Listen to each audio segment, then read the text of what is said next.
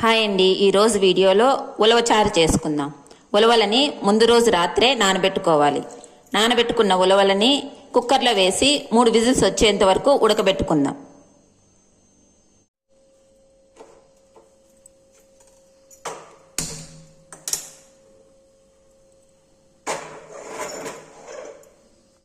ఒక గ్లాస్ నీళ్లు వేసి మూత పెట్టి ఉడికించుకుందాం.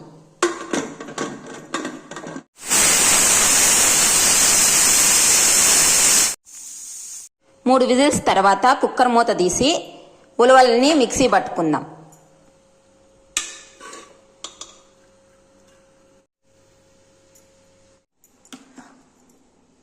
ఇలా మిక్సీ పట్టుకోవాలి. మిక్సీ పట్టుకున్న దాన్ని ఒక గిన్నెలోకి వేసుకొని నీళ్లు వేసి కలుపుకుందాం. ఇప్పుడు ఉలవచారుని తిరగబాత పెట్టుకుందాం. వాటికి కావలసినవి దంచి పెట్టుకున్న జీలకర్ర, మిరియాలు, తెల్లగడ్డ, 5-6 ఎండుమిర్చి, కారానికి సరిపడ ఎండుమిర్చి తీసుకోవాలా, కరేపాకు కొద్దిగా చింతపండును నానబెట్టుకుందాం. ఇప్పుడు ఇందులో తిరగబాత పెట్టుకుందాం. ఆయిల్ కొద్దిగా వేసుకుందాం.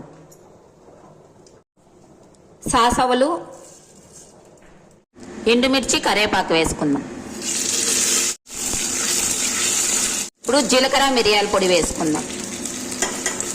కొద్దిగా ఇంగువ. ఇప్పుడు ఉలవల్ని మిక్సీ పట్టుకున్నది వేసేద్దాం. ఇప్పుడు చింతపండుని గుజ్జు తీసి ఇందులో కలుపుకుందాం. ఇప్పుడు కొంచెం పసుపు, రుచికి సరిపడ ఉప్పు వేసుకుందాం. కొంచెంగా ధనియాల పొడి, కొద్దిగా మెంతి పొడి. ఇప్పుడు చివరిగా కొత్తిమీర వేసుకోవాలి.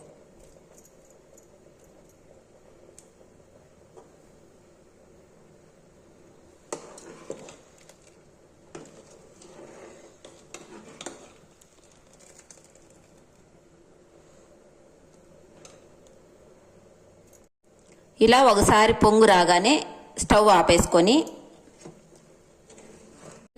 ఉలవచారు రెడీ.